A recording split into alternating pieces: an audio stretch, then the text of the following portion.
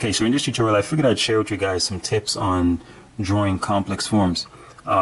Because when you're drawing, it's important to be able to visualize, especially rounded forms, in terms of them being a combination of complex forms. Okay, so for example, when I say simple forms, first of all, let's first show you what I mean.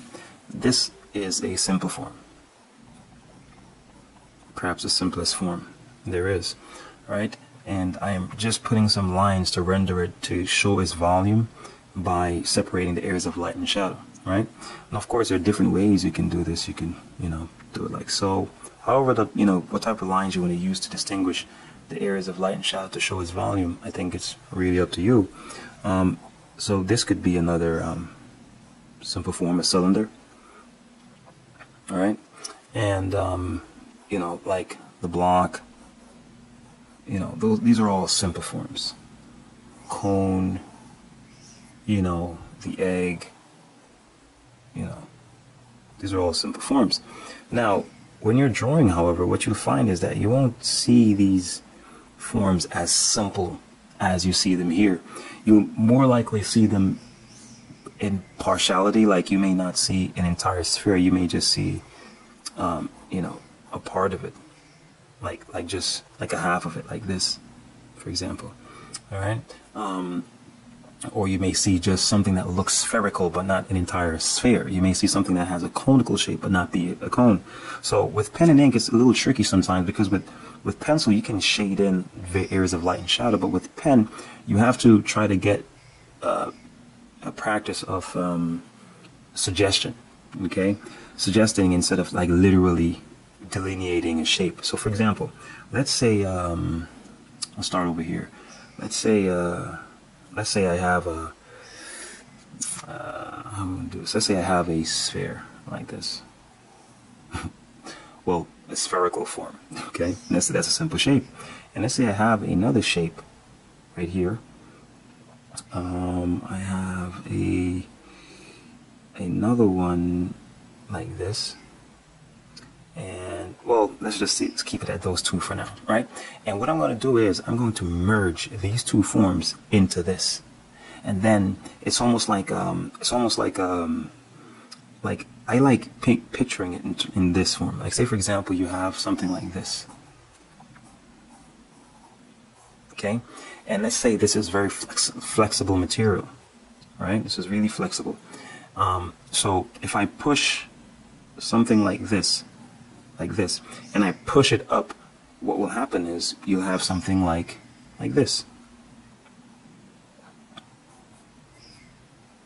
Yeah, so let's say this has a shape like this. I'm using those contour lines to show the cross section, and I push it up against this. So now what you're going to have is something like that. Okay, so in other words, this cross section now goes like this. It changed because this is pushing up on the surface. So rendering this will be something, I would do something like this. See, I'm using these little lines to indicate the fact that that form is pushing up. See, this is what I mean by, so I'm going to merge, it's almost like I'm embedding these small forms. Let's draw little cross sections around them so you get a feel of what they look like. Alright, and this of course is like this. Okay, so let's embed these forms. So this is a simple form, this is a simple form, this is a simple form, and in combining them I'll make a complex form. So say I have it like this. So the shape has changed. See that? See? So what am I doing here? Basically I'm saying this is embedded into this. So how would I show that? One, by overlap. See, that's why it's good to be aware of overlap when you draw forms. So what I'm doing here, how would I shade this? So I could shade this by like this. So I'm saying, this form is here, and this one is right here. And it's good to practice this. Okay? So, in other words, if I were lighting this, say now I'm just showing you the basic shape. So if I were shining light on this, the light would be on that side, so this would be the shadow side. Similarly with this, right? So if light were coming from this end, then this would be in shadow, and I have to take into consideration these areas. See, so what I'm saying is now this entire thing is affected by these forms. So this now is a complex form. And these simple forms make this, and it's very good practice to do stuff like this. So, that's how you can get a sense of how to shade something. Say, for example, you're shading the back, or like the arm, or, something that has, all these different muscle groups underneath the skin pushing up. So you think of it in this form. Let's do some more examples so you can get a sense of what I'm doing, and hopefully, you can follow along. So let's say we have a form like this, okay, and let's add some more, and I'm gonna add a form like something like like that, right?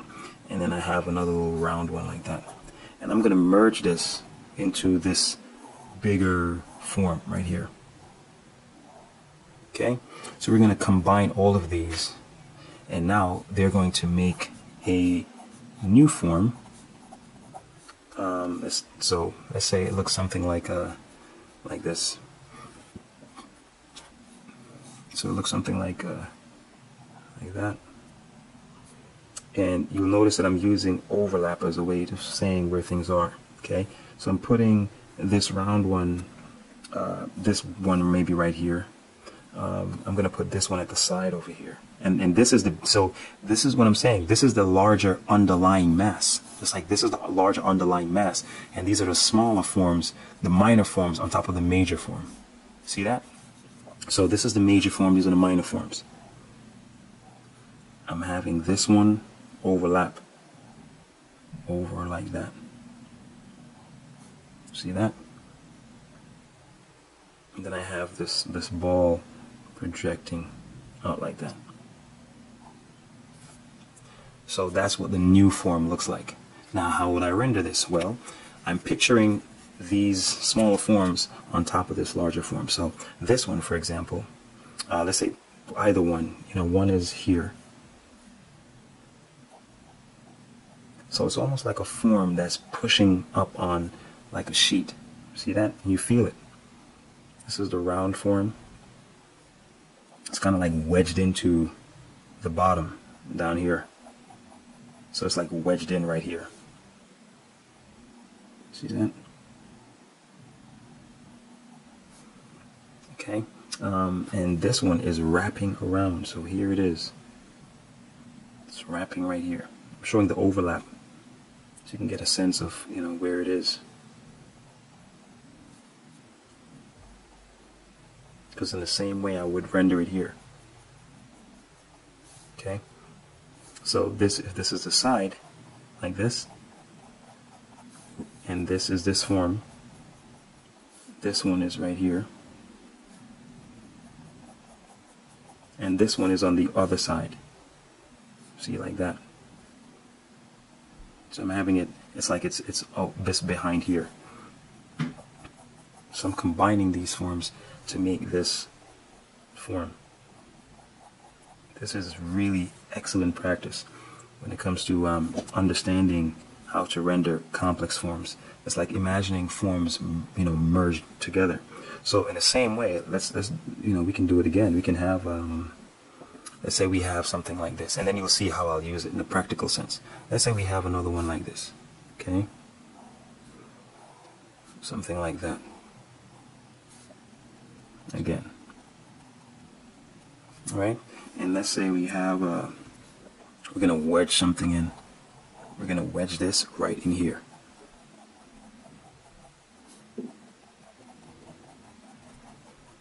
All right? And then we're going to put this little ball, going to wedge it into here. Okay? And then we're going to have, I don't know, we can have another one that we can wedge right into the top here. This one. See, notice I'm lighting them all consistently. Alright? The shadow is always on the left. So these will all create a form that looks like it was wedged into the top like that, right? And just to show you how I would wedge a form in the side that's away from us, I'll just put this back there. So you see the thigh, well, this form is like a thigh, it's overlapping this one, okay? So you have something like that, and then we can embed this one like that, right? And this one is just wedged into the side right here. See that? And then this one, of course, is right here. So there it is.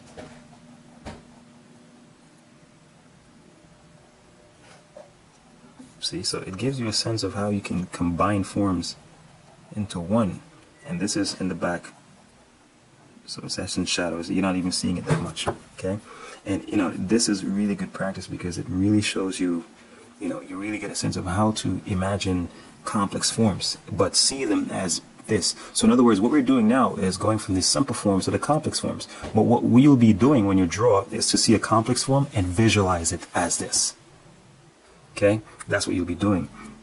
And then, you know, shading them will pretty much be easier for you because you're shading the whole thing as if it's, you know, one. You know, you can see a form like that, which could be like a rock, right? And it has all these, you know, smaller forms attached, you know, and running through it like that. So if light is coming, you know, you'll know that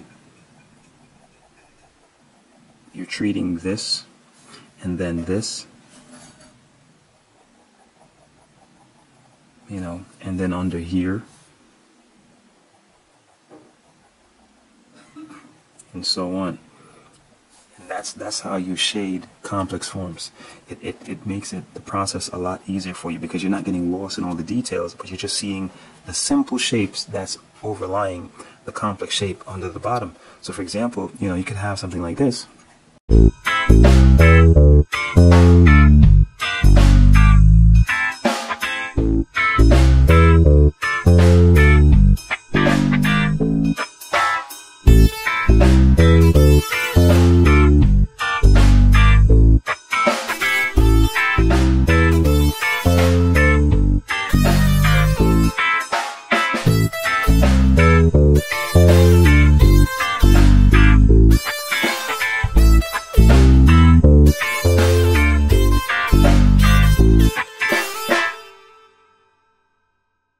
Same thing with drawing anything else, you know. You just try to think of, you know, what's the larger mass and picture the smaller mass on top of it. Can have something like that. And this could be, you know, that's why, for example, you know, in the past, you know, artists used to study like the like big chunks of muscle of different parts of the body, just as a way of studying how to render form, regardless of what part of the body it may represent. You know, they would just focus on learning to represent form and not necessarily pay attention to where it is. It's just representing form, complex form. You know, and that's the basic idea.